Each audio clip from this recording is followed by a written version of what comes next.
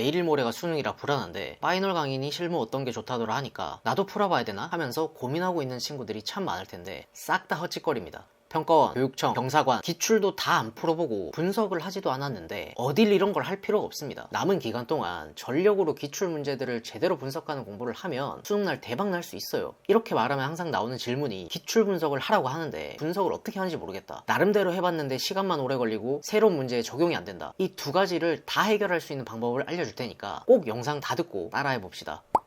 분석 방법은 두 가지만 하면 됩니다. 첫 번째, 연결고리 찾기. 두 번째, 독후감 쓰기. 자, 두 번째부터 먼저 설명을 할게요.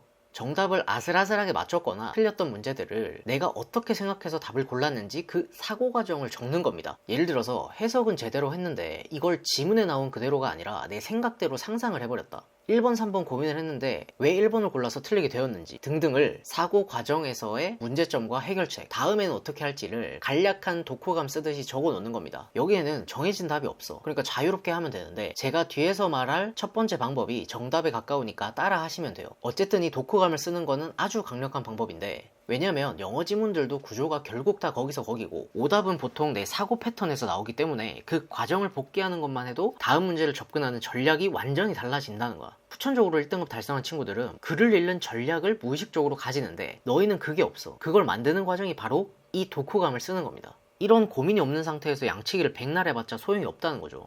자, 그 다음 첫 번째는 연결고리 찾기라고 했는데 하나 물어봅니다. 첫 문장은 해석이 되는데 두 번째 문장은 해석이 안 된다고 해서 이 두 번째 문장은 첫 문장과 다른 얘기를 하고 있을까? 절대 아니겠죠.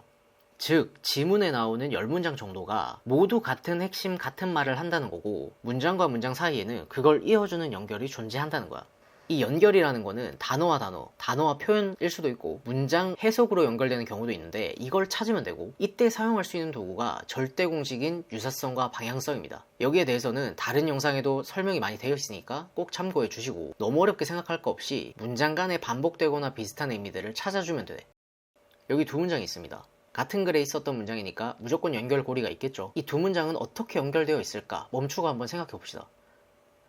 위의 문장에서는 부유한 세계에서의 성장 개념이 변화가 필요하다라고 했으니까 다음 문장에도 같은 의미의 내용이 나올 거라는 걸 항상 생각을 해야 된다는 겁니다. 다음 문장에서는 서비스가 지배하는 경제가 바로 부유한 세계와 대응되는구나를 알 수 있다는 겁니다. 그리고 성장 개념이 변화해야 된다는 건 will이라는 미래 표현으로 변화를 설명하고 있는 거고 즉 개인 맞춤 서비스가 성장 개념의 변화와 관련 있는 표현이었던 거야. 같은 말인데 다르게 적힌 거 찾기, 이게 문장을 연결시키는 방법이고 이 과정을 문제 풀 때마다 하는 겁니다. 예를 들어서 이번 9월 모의고사 31번 오답률이 77%로 높았던 이유는 문장 간의 연결고리를 생각하지 않았기 때문입니다. 첫 문장과 두 번째 문장인 빈칸 사이에도 무조건 같은 내용이 연결되어 있겠죠. 첫 문장에서 뭐라고 그랬냐면 동물들은 천적들의 인식을 조작하는 패턴을 개발 진화시켜 왔다.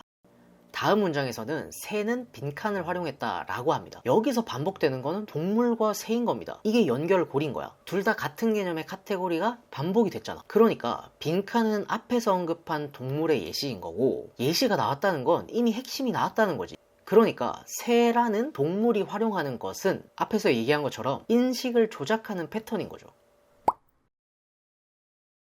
다음으로는 흐름 문제인데 예를 들어서 4번을 골라서 틀렸다면 이 단어가 맞는 이유를 찾아보는 겁니다. 아, 여기 instead가 역접이고 뒤에서는 quality라고 하는 질적인 거를 말하니까 앞에는 그 반대 개념인 양적 개념이 앞에 나와야 될 것 같은데 그 양적인 개념이 more and more, 많다는 숫자 개념인 거구나. 여기서 연결고리는 양과 질의 개념인 겁니다.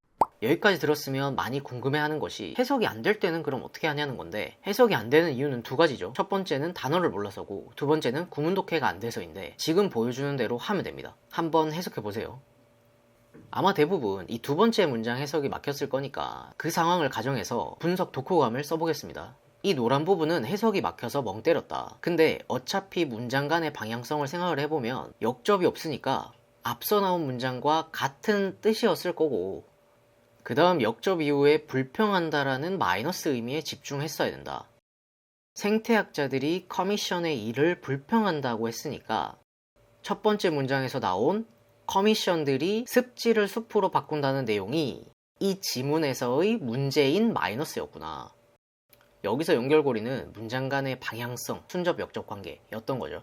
자, 항상 나오는 질문 또 하나가 연결고리 찾기를 잘하고 있는 건지 모르겠어요 하는 친구들이 많은데, 제대로 하고 있는 건지 아닌지는 나중에 해설지 해설을 읽어보면서 확인하면 되니까 틀릴지부터 걱정할 필요가 없습니다. 일단 하면서 사고의 틀을 만드는 게 중요한 거고, 그 틀은 새로운 지문을 볼 때도 적용시킬 수 있게 되는 거야. 이 분석 방법은 결국 생각하는 훈련이기 때문에 무조건 점수는 올라갈 수밖에 없어요. 국어 점수도 같이 올라갈 수 있습니다. 근데 만약에 이거대로 진짜 열심히 따라 했는데 점수가 잘 안 나왔다? 그럼 악플 달러 찾아와도 되는데 구독 눌러놔야 다시 찾아올 수 있겠죠.